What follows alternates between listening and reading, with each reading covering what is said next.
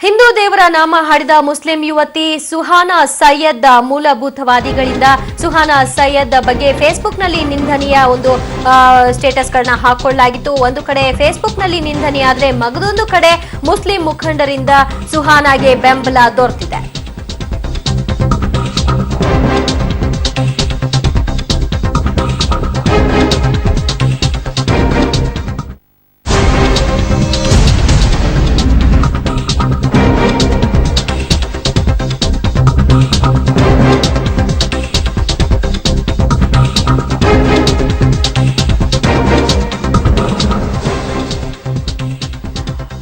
ಹಿಂದೂ ದೇವರ ನಾಮ ಹಾಡಿದ ಮುಸ್ಲಿಂ ಯುವತಿ ಸುಹಾನಾ ಸೈಯದ್ಗೆ ಕೆಲ ಮೂಲಭೂತವಾದಿಗಳು ಸುಹಾನಾ ಸೈಯದ್ ವಿರುದ್ಧ ಫೇಸ್ಬುಕ್ನಲ್ಲಿ ನಿಂದನೆಯನ್ನ ಮಾಡಿದ್ರು.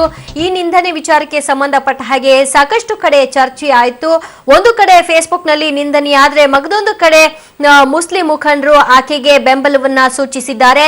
ಸುಹಾನಾ ಬಗ್ಗೆ ಯಾರಾದ್ರೂ ಅಶ್ಲೀಲವಾಗಿ ಮಾತನಾಡಿದ್ರೆ ಅಂಥವರನ್ನ ಧರ್ಮದಿಂದ ಹೊರ ಹಾಕ್ತೇವೆ ಅನ್ನುವಂತಹ ಒಂದು ಎಚ್ಚರಿಕೆಯ ಸಂದೇಶವನ್ನು ರವಾನೆ ಮಾಡಲಾಗಿದೆ. ಬುರ್ಕಾ ಹಾಕೊಂಡು ಹಿಂದೂ ದೇವರ ಭಕ್ತಿಗೀತೆ ಹಾಡೋದು ತಪ್ಪೇನಿಲ್ಲ, ಅದನ್ನ ತಪ್ಪು ಅಂತ ಪರಿಭಾವಿಸೋದು ಕೂಡ ತಪ್ಪಾಗುತ್ತೆ ಅಂತ ಹೇಳಲಾಗಿದೆ. ಮುಸ್ಲಿಂ ಕೌನ್ಸಿಲ್ ಆಫ್ ಇಂಡಿಯಾದಿಂದ ಈ ಬಗ್ಗೆ ಒಂದು ಹೇಳಿಕೆ ಕೊಡಲಾಗಿದ್ದು, ಯಾರಾದ್ರೂ ಅಶ್ಲೀಲವಾಗಿ ಸುಹಾನಾ ಬಗ್ಗೆ ಮಾತನಾಡಿದ್ರೆ ಅಥವಾ ಆಕೆಯ ಬಗ್ಗೆ ಟ್ವೀಟ್ ಮಾಡಿದ್ರೆ ಅಂತವರನ್ನ ಧರ್ಮದಿಂದ ಹೊರಹಾಕ್ತೀವಿ ಅನ್ನುವಂತಹ ಎಚ್ಚರಿಕೆಯ ಸಂದೇಶವನ್ನ ಮುಸ್ಲಿಂ ಕೌನ್ಸಿಲ್ ಆಫ್ ಇಂಡಿಯಾದಿಂದ ಕೊಡಲಾಗಿದೆ.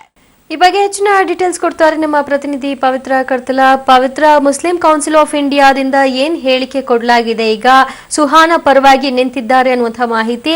ಮುಂದೆ ಸುಹಾನಾ ಬಗ್ಗೆ ಅಶ್ಲೀಲವಾಗಿ ಟೀಕೆಯನ್ನ ಮಾಡಿದ್ರೆ ಏನ್ ಹೇಳ್ತಾರೆ, ಏನ್ ಮಾಡ್ತಾರಂತೆ?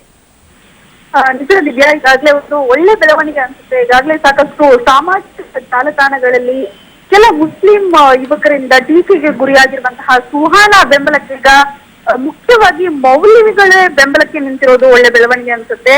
ಅವ್ರು ಹೇಳೋ ಪ್ರಕಾರ ಇದು ಆಕೆಯನ್ನ ಸ್ಪರ್ಧೆ ರೀತಿ ನೋಡಿ ಧರ್ಮದ ಚೌಕಟ್ಟಿನಲ್ಲಿ ಆಕೆಗೆ ಅಶ್ಲೀಲವಾಗಿ ಸಂದೇಶವನ್ನ ಕಳಿಸೋದಾಗ್ಲಿ ಆ ರೀತಿ ಮಾಡಬೇಡಿ ಅನ್ನುವಂತಹ ಮಾತನ್ನ ಹೇಳಿದ್ದಾರೆ. ಜೊತೆಗೆ ಅವಳಿಗೆ ಯಾವ ರೀತಿ ಒಂದು ಸುಹಾನಾ ಅವರು ಹಾಡನ್ನ ಹಾಡಿದ್ದಾರೆ, ಬುರ್ಕಾ ಧರಿಸ್ಕೊಂಡು ಭಕ್ತಿಗೀತೆ ಹಾಡಿದ್ರೆ ಖಂಡಿತ ಅಲ್ಲ, ಅದಕ್ಕೆ ಧರ್ಮದ ಬಣ್ಣವನ್ನ ಹಚ್ಚುವಂತಹ ಅಗತ್ಯ ಇಲ್ಲ ಅನ್ನುವಂಥದ್ದು. ಇನ್ನೊಂದು ಕಡೆ ಮುಸ್ಲಿಂ ಧರ್ಮದಲ್ಲಿ ಹೇಳಿರುವಂತದ್ದು ಮಹಿಳೆಯರಿಗೆ ಗೌರವವನ್ನ ನೀಡಬೇಕು ಅಂತ. ಆದ್ರೆ ಈ ರೀತಿಯ ಸಂದೇಶಗಳಿಂದ ಧರ್ಮಕ್ಕೆ ಅಪಮಾನ ಮಾಡ್ದಂಗಾಗುತ್ತೆ. ಸೊ ಅಂತವ್ರನ್ನ ನಾವು ಧರ್ಮದಿಂದ ಹೊರಗಡೆ ಇಡ್ತೀವಿ ಅನ್ನುವಂತಹ ಒಂದು ಆಕ್ರೋಶದ ನುಡಿಗಳನ್ನ ಕೂಡ ಹೇಳಿದ್ರು. ಈ ಮುಸ್ಲಿಂ ಕೌನ್ಸಿಲ್ ಆಫ್ ಇಂಡಿಯಾದಿಂದ ಕೂಡ ಕೆಲವೊಂದು ಮುಸ್ಲಿಂ ಮುಖಂಡರು ನಿನ್ನೆ ಸುಹಾನಾ ವಿಚಾರ ಕೂಡ ನಡೆಸಿದ್ರು. ಜೊತೆಗೆ ಸುಹಾನಾ ಪೋಷಕರಿಗೆ ಹಾಗೂ ಸುಹಾನಾಗೆ ನೈತಿಕ ಬೆಂಬಲವನ್ನ ನೀಡೋದಕ್ಕೆ ಎಲ್ಲ ಅಂದ್ರೆ ಕೆಲವೊಂದು ಮುಸ್ಲಿಂ ಮುಖಂಡರುಗಳೇನಿರ್ತಾರೆ, ಮೌಲ್ವಿಗಳೇನಿರ್ತಾರೆ, ಅವರ ಸಹಿಯನ್ನ ಸಂಗ್ರಹ ಮಾಡಿಕೊಂಡು ಆಕೆಗೆ ಒಂದು ಪತ್ರವನ್ನ ಬರೆಯುವ ನಿರ್ಧಾರವನ್ನ ಕೂಡ ಮಾಡಿದ್ದಾರೆ. ಜೊತೆಗೆ ಆಕೆಯ ವಿರುದ್ಧ ಯಾರು ಅಶ್ಲೀಲವಾದ ಸಂದೇಶವನ್ನ ಸಾಮಾಜಿಕ ಜಾಲತಾಣಗಳಲ್ಲಿ ಹರಿಯಬಿಟ್ಟಿದ್ದಾರೋ ಅವರ ವಿರುದ್ಧ ಸೈಬರ್ ಕ್ರೈಮ್ಗೆ ದೂರನ್ನ ಕೂಡ ನೀಡೋದಕ್ಕೆ ನಿರ್ಧಾರ ಮಾಡಿದ್ದಾರೆ. ದಿವ್ಯಾ, ಅಂದ್ರೆ ಇವರೇ ಬೆಂಬಲವನ್ನ ಸೂಚಿಸ್ತಾ ಇದ್ದೀವಿ ಅಂತ ಹೇಳಿದಾಗ ಕೆಲವು ಮೂಲಭೂತವಾದಿಗಳು ಯಾಕೆ ಇದನ್ನ ಇಷ್ಟು ದೊಡ್ಡದಾಗಿ ಮಾಡ್ತಾ ಇದ್ದಾರೆ ಅಂತ ಅನ್ಸುತ್ತೆ. ಅವರ ಇಂಟೆನ್ಷನ್ ಏನು ಅಂತ? ಈಗ ಮುಸ್ಲಿಂ ಮುಖಂಡರು ಜೊತೆಗೆ ಮೌಲ್ವಿಗಳು ಮುಖ್ಯವಾಗಿ ಹೇಳುವಂತದ್ದು ಆಕೆ ಎರಡು ಧರ್ಮದ ನಡುವೆ ಇರುವಂತಹ ಕಂದಕವನ್ನ ಸರಿ ಮಾಡೋದಕ್ಕೆ ಬಂದಿದ್ದಾರೆ. ಅಂಥದ್ರಲ್ಲಿ ಬುರ್ಕಾ ಧರಿಸ್ಕೊಂಡು ಭಕ್ತಿಗೀತೆಯನ್ನ ಹಾಡಿದ್ದಾಳೆ ಅನ್ನುವಂತಹ ಒಂದು ಕಾರಣ ಇಟ್ಕೊಂಡು ಆಕೆಗೆ ಟೀಕೆ ಮಾಡೋದು ಸರಿಯಲ್ಲ. ಆಮೇಲೆ ಆಕೆಯನ್ನ ಸ್ಪರ್ಧಿಯಾಗಿ ನೋಡಿ ಅವಳನ್ನ ಧರ್ಮದ ಚೌಕಟ್ಟಿನಲ್ಲಿ ಬಂಧಿಸಬೇಡಿ ಅನ್ನುವಂತಹ ಮಾತನ್ನ ಕೂಡ ಹೇಳ್ತಾ ಇದ್ದಾರೆ. ಜೊತೆಗೆ ಯಾರು ಸುಹಾನಾ ವಿರುದ್ಧ ಈಗ ಟೀಕಾ ಪ್ರಹಾರವನ್ನ ಮಾಡ್ತಾ ಇದ್ದಾರೋ ಅವ್ರು ಯಾರು ಕೂಡ ಕುರಾನನ್ನ ಓದ್ಕೊಂಡಿಲ್ಲ, ಅವರಿಗೆ ಮುಸ್ಲಿಂ ಧರ್ಮದ ಅರಿವೇ ಇಲ್ಲ, ಅದರ ಮುಖ್ಯ ಉದ್ದೇಶ ಏನು, ಅದರ ಸಾರಾಂಶ ಏನು ಯಾವುದೂ ಕೂಡ ಗೊತ್ತಿಲ್ಲ. ಒಂದು ಶಾಂತಿ ಕದಡುವಂತಹ ಪ್ರಯತ್ನಕ್ಕೆ ಕೈ ಹಾಕಿರುವಂತದ್ದು ಕೆಲ ಯುವಕರು. ಅವರು ನಿಜವಾಗ್ಲೂ ಮುಸ್ಲಿಂ ಧರ್ಮವನ್ನ ಗೌರವಿಸೋದೇ ಆದ್ರೆ ಸುಹಾನನ್ನ ಕೂಡ ಗೌರವಿಸ್ತಾರೆ ಅನ್ನುವಂತಹ ಮಾತನ್ನ ಹೇಳಿದ್ದಾರೆ.